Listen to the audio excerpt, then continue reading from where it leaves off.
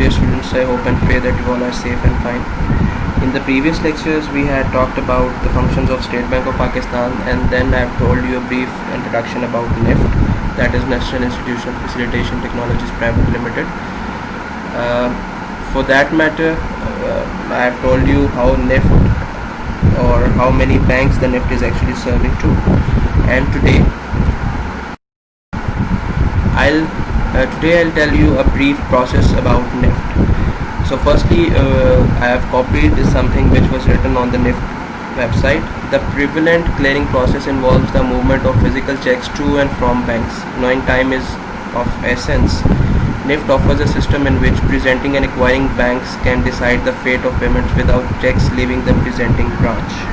So basically NIFT एक process adopt करता है. उस process में एक ऐसा बैंक जिस के पास एक चेक आया होता है कस्टमर का, लेकिन उसके पैसे किसी दूसरे बैंक से आने होते हैं. फॉर एग्जांपल, अगर मैं बात करूं कि मेरे पास एक HBL मेरा अकाउंट HBL में है और मेरे पास जो चेक है वो MCB बैंक का है, तो मैं वो चेक अपने बैंक में यानी कि HBL में डिपॉजिट करवाता हूं फॉर द पर्पज़ के HBL मेरे बिहाफ पे MCB बैंक से पैसे ले और मेरे अकाउंट में क्रेडिट कर दे.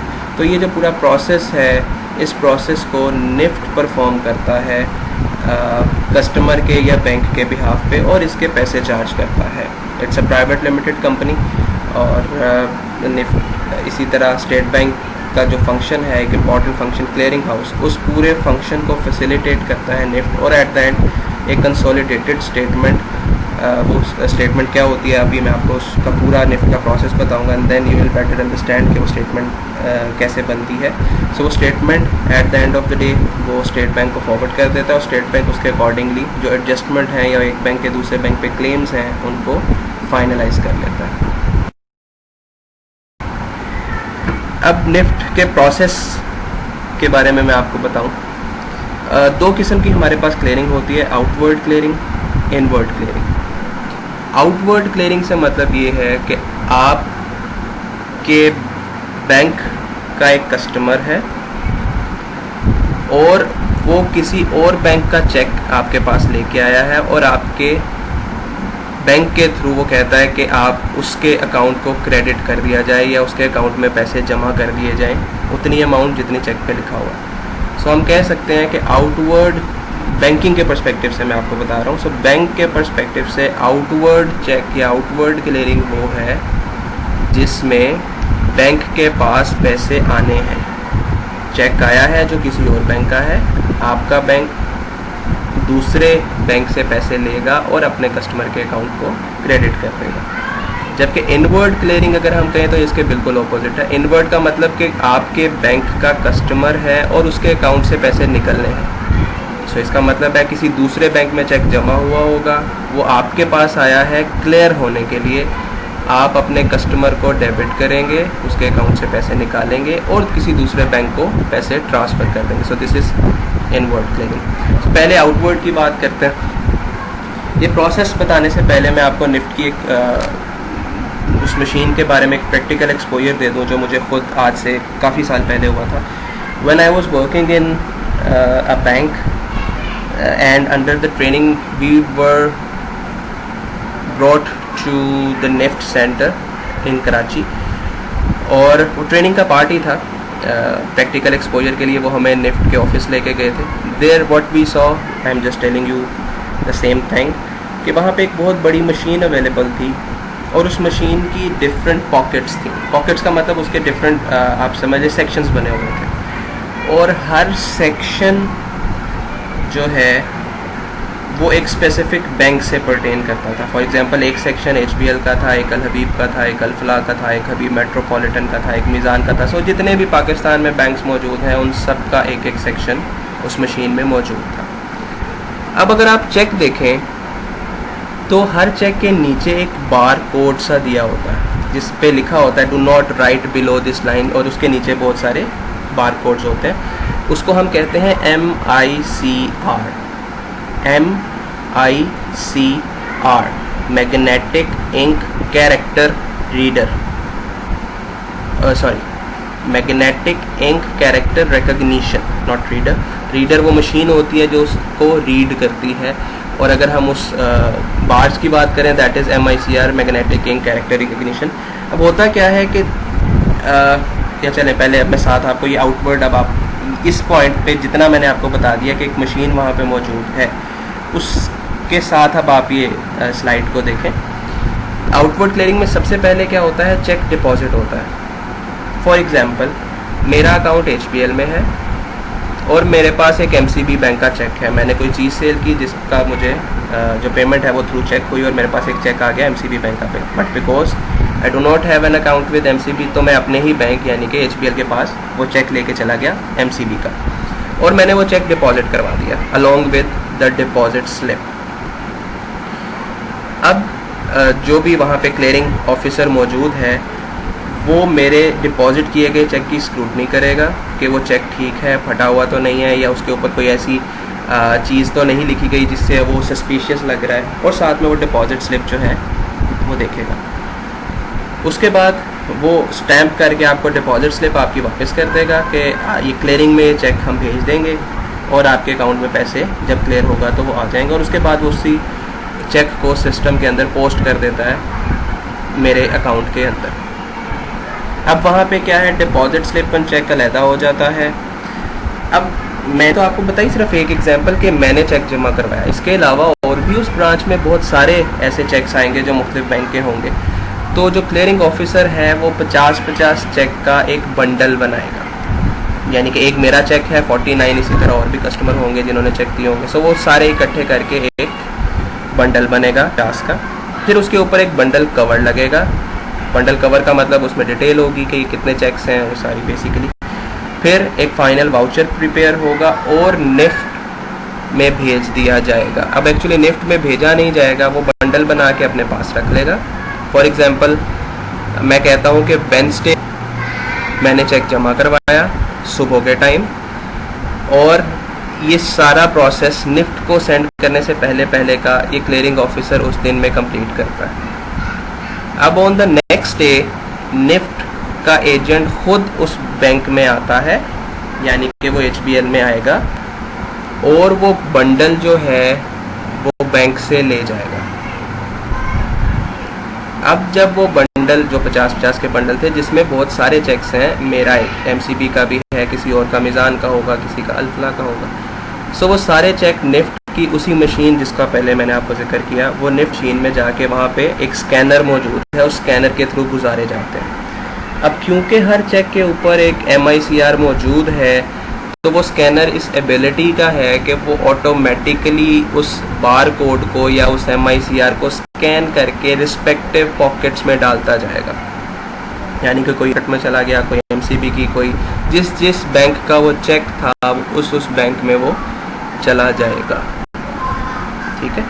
और इस मशीन की अगर मैं आपको जो मैंने विटनेस की, हो सकता है आज तो वो उसकी स्पीड और भी ज़्यादा हो, that machine normally scans 18 to 90 minutes पर सेकेंड। यकीनन अब इसकी स्पीड और ज़्यादा बेहतर हो गई होगी। आज से कुछ साल पहले 1 सेकंड में 18 से 19 चेक वो मशीन स्कैन करती थी। सो ये सारा प्रोसेस अभी मैंने आपको बताया जो आउटवर्ड क्लियरिंग से रिलेट करता है।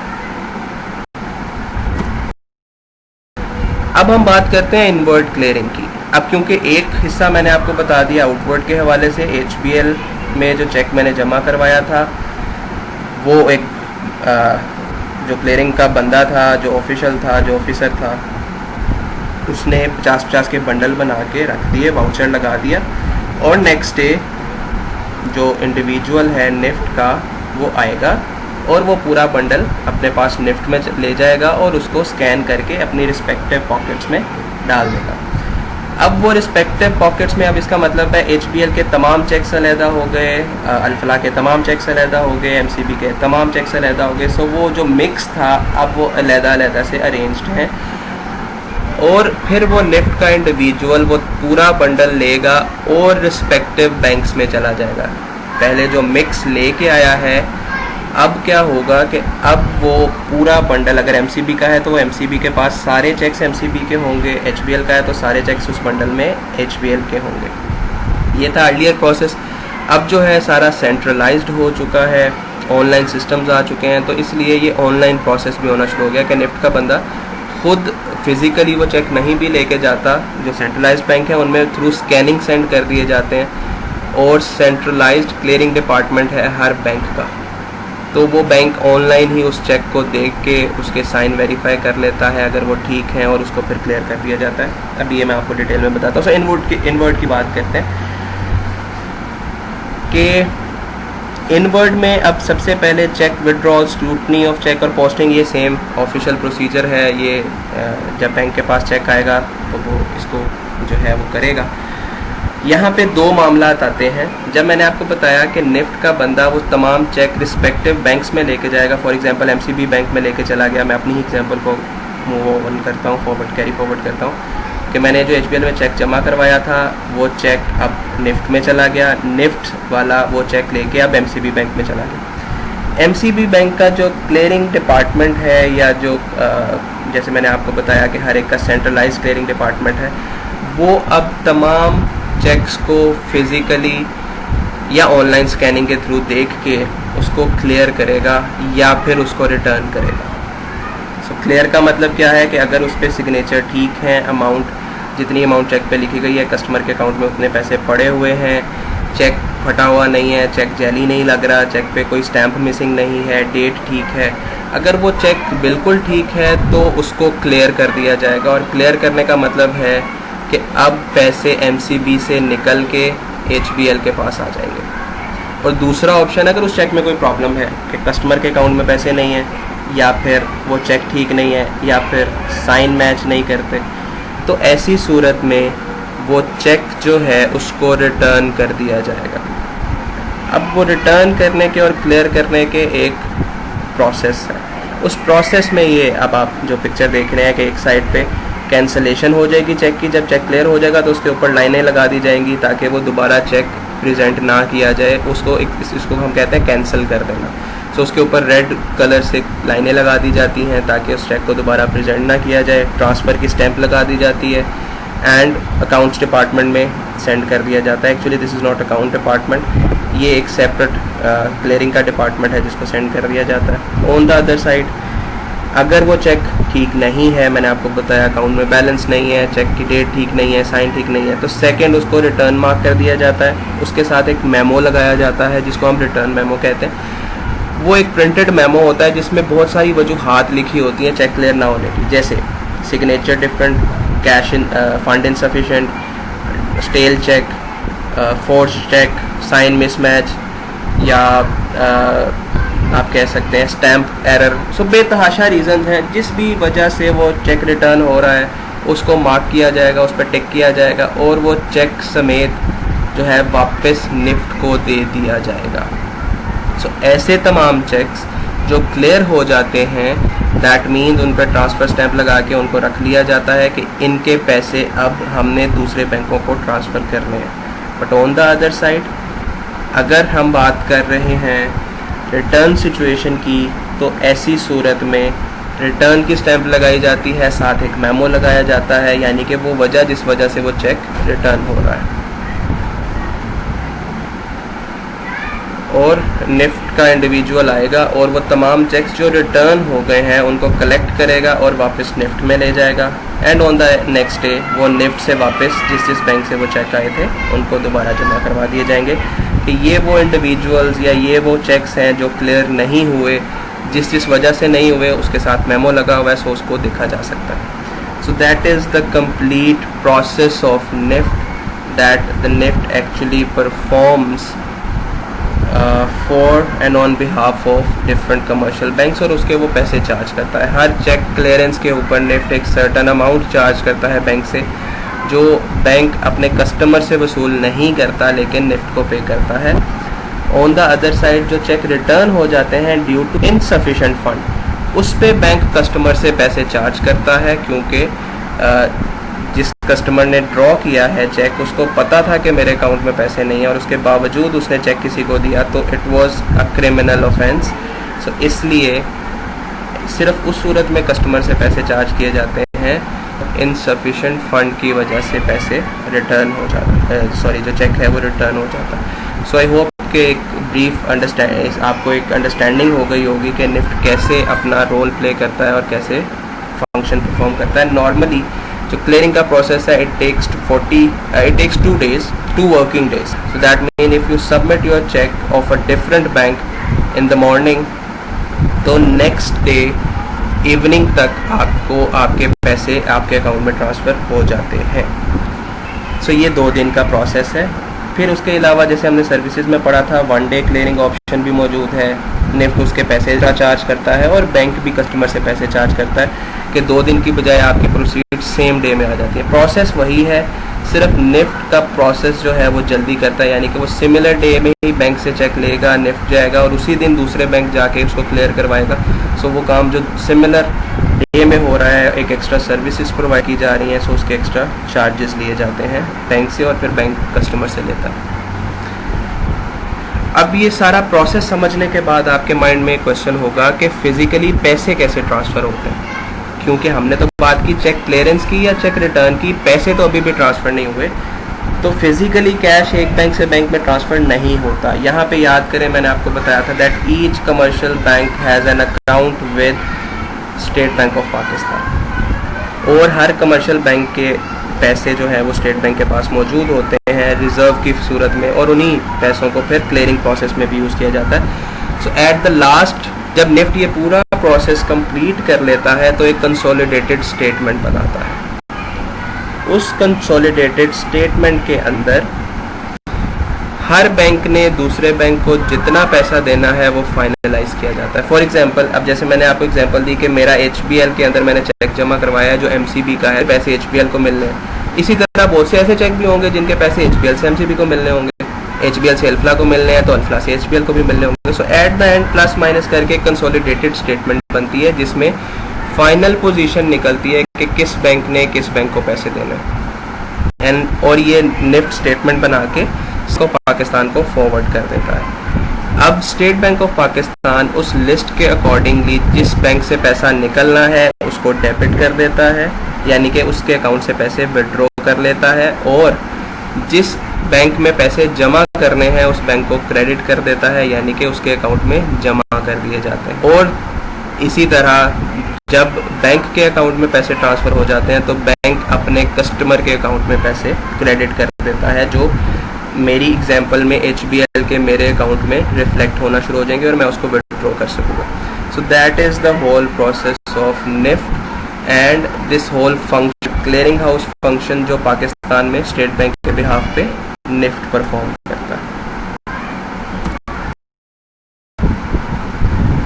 सो आई होप कि आपको ये पूरा निफ्ट का प्रोसेस समझ आ गया होगा। NIFT is working very efficiently and good things in Pakistan. हमारे जो प्रोसीड्स हैं, ये जो पेमेंट्स हैं, ये जो चेक क्लियरेंस हैं, ये 2 दिन अगर हम पहले बात करें निफ्ट से पहले तो it might have taken 10 days 15 days, जो कि आप 2 दिन पे आ गए हैं। उसके बाद भी सेम डे क्लियरिंग भी मौजूद है और अब एक्सप्रेस 2 hours क्लियरिंग भी मौजूद है। सो निफ्ट इज़ इम्प्रूविंग इटसेल्फ, और उसकी इम्प्रूवमेंट का नतीजा ये है कि जो कस्टमर्स हैं वो बेहतर फैसिलिटेट हो रहे हैं, जो बैंक्स हैं वो अपने फंक्शंस को वो एक इस प्रोसेस के थ्रू डिपॉजिट मोबिलाइजेशन बेहतर कर रहे हैं, अपने कस्टमर को बेहतर फैसिलिटेट कर रहे हैं, उनके बिहाफ पे एक जो प्रोसीड्स आनी हैं या जो पैसे आने हैं किसी दूसरे बैंक से उस पूरी हैसल से बचा के सिंपली एक चेक डिपॉजिट करते हैं और उसके बाद सारा प्रोसेस खुद निफ्ट के साथ रिलेट करके और फिर सेंट्रल बैंक के साथ रिलेट करके पूरा प्रोसेस परफॉर्म करते हैं, एंड देन एवेंचुअली वो प्रोसीड्स जो हैं वो आपके बैंक में आ जाती हैं और बैंक कस्टमर के अकाउंट में क्रेडिट कर देता है। So for customer it's a blessing. I hope कि ये पूरा टॉपिक आपको समझ आ गया होगा। Now we'll discuss some specialized institution, some international like International Monetary Fund or World Bank, and again some other institutions which are working similar to banking in Pakistan in the next lecture. Till then, stay safe. Jazakallah.